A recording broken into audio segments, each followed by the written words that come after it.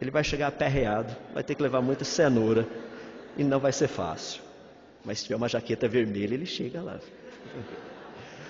O negócio que é legal, ó, pensem só, numa velocidade como essa, aproximadamente 2 milhões de anos, é mais ou menos a velocidade nossa de andar. A estrelinha mais próxima está a cerca de aproximadamente 4 anos-luz, um pouquinho mais. Essa é a estrelinha mais próxima, Próxima Centauri.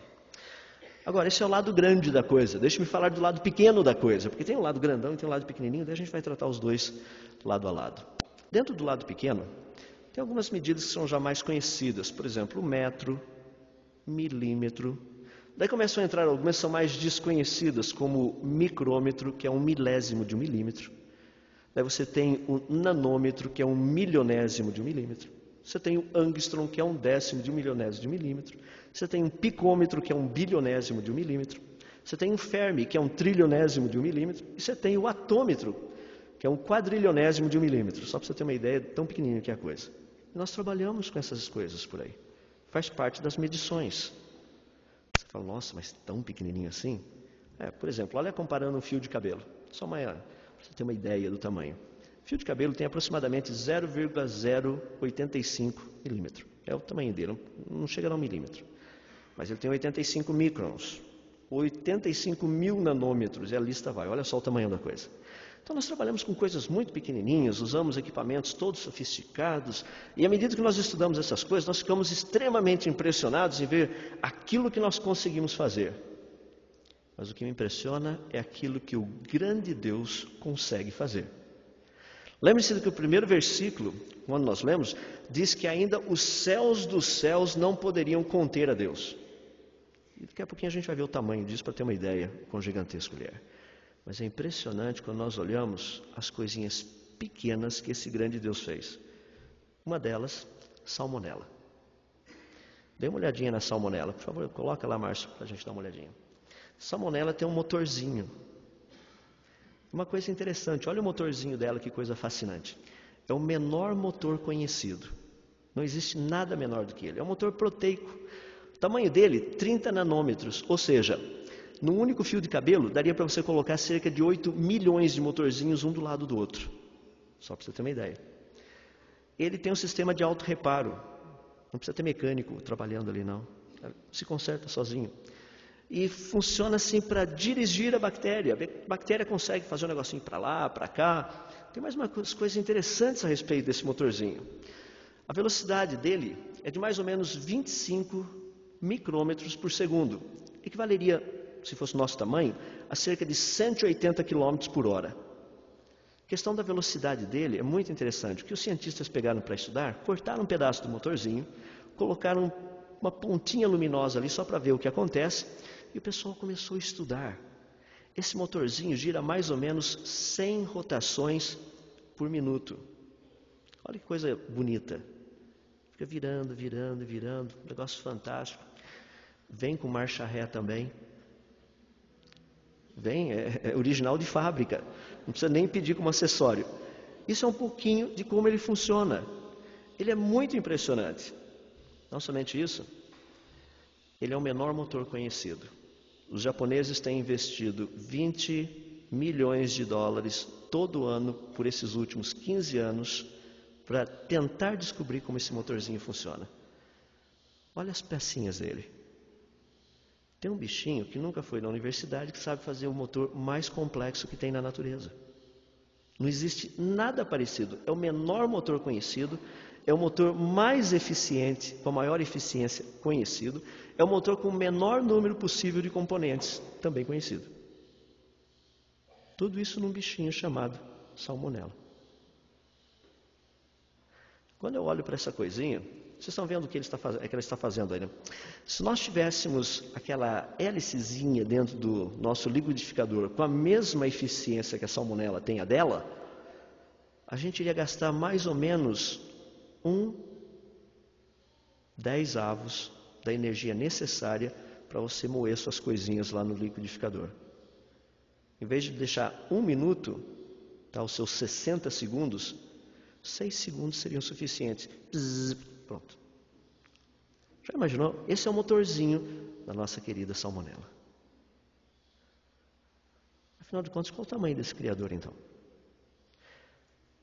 De um lado a gente vê que ainda os céus dos céus não poderiam contê-lo. Do outro lado, você para e olha, uma coisinha tão pequenininha assim, e ele fez isso? Fez. Algo que é interessante, dá uma olhadinha no tamanho do universo. Se eu pudesse levá-lo a 10 bilhões de anos-luz, cerca de aproximadamente 100 bilhões de trilhões de quilômetros da Terra, nós veríamos o que seria o universo visível. Imagina algo com mais ou menos 20 bilhões de anos-luz, de ponta a ponta, de um lado até o outro. Olha, se você tem uma ideia desse tamanho, que a gente não consegue nem captar direito, e isso é o que a gente consegue ver, a gente não sabe se tem mais coisas além disso. O que é fascinante é que só olhando para isso, a Bíblia nos diz o seguinte: Deus é maior do que esse tamanho. Deus é maior do que essa distância de aproximadamente 20 bilhões de anos-luz. Eu acho interessante porque quando nós olhamos para isso, não sei se a imagem estiver lá na tela ainda, se não tiver eu peço para o Márcio para colocar, tem vários pontinhos que vocês estão vendo ali. O Márcio de vez em quando, ele é legal, mas de vez em quando ele é mais legal ainda colocando a imagem lá do jeito que a gente quer. Cada um daqueles pontinhos que a gente está vendo, que vocês estão vendo ali, é chamado de um supergrupo. Existem hoje mais de 270 mil supergrupos conhecidos. O que é um supergrupo? Um supergrupo é um grupo de galáxias. Não, é um grupo de grupos de galáxias. Nós juntamos vários grupos de galáxias para formar um supergrupo. Então você pega estrelinhas e ajuntam em estrelinhas formando uma galáxia. Daí você junta galáxias formando um grupo de galáxias. Daí você junta grupos de galáxias formando um supergrupo. Existem mais de 270 mil supergrupos conhecidos. Hoje, por exemplo, a ciência, o povo da astronomia, sabe sem a menor sombra de dúvidas que existem mais estrelas nos céus do que todos os grãos de areia de todas as praias e todos os desertos do nosso planeta. Eu fico tão feliz por isso. Sabe quando você tem a oportunidade de ler passagens como Isaías capítulo 40, versos 25 e 26, Deus faz uma pergunta tão bonita para o povo ali de Israel, através do profeta Isaías. Deus pergunta o seguinte: a quem, pois, me comparareis para que eu lhe seja igual? Diz o santo. Nosso povo correu lá na biblioteca do pastor puxar aqueles livrões de teologia. Deus fala: não! Levantai ao alto os olhos e vede quem criou essas coisas. Aquele que faz sair o seu exército de estrelas, todas bem contadas, uma a uma, as quais ele as chama pelo nome, e por ser ele grande em força e forte em poder, nem uma sequer vem a faltar. Meus amigos, se Deus sabe quantas estrelinhas tem lá no céu, eu fico tão tranquilo, eu sei que Ele sabe meu nome. Aqui na Terra são só 6 bilhões de habitantes. Na nossa galáxia tem mais de 200 bilhões de estrelas, só na nossa galáxia. Se Deus sabe o nome de cada uma delas de cor, você vai me dizer que Deus não sabe o teu nome? Ei, para aqueles que são dele, isso é bom, não é? Para aqueles que não são dele, Deus também sabe que você existe. Esse é um ponto muito interessante. Vou chegar um pouquinho mais perto, mas se você quiser deixar ali agora, eu vou rodar direto. Se eu trouxer vocês um pouquinho mais perto agora, cerca de 1 bilhão de anos-luz de casa, vocês veriam cerca de 80 supergrupos. Eu gostaria de levá-los até pertinho de casa. Agora nós estaremos a cerca de 100 milhões de anos-luz. Você estaria vendo aquilo que é chamado de supergrupo de Virgo. Supergrupo de Virgo é o supergrupo onde o grupo que a nossa galáxia faz parte pertence. Ou seja, você estaria vendo mais de 2.500 galáxias, mais de 25 mil galáxias anãs.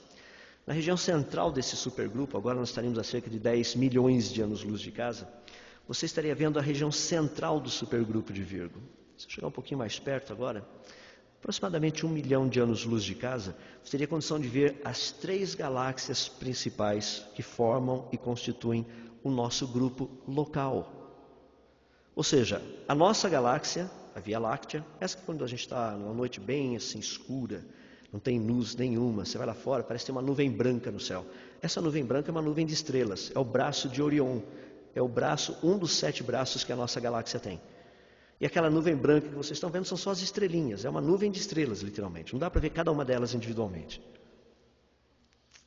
Chegar um pouquinho mais perto, agora estaremos a cerca de 100 mil anos-luz.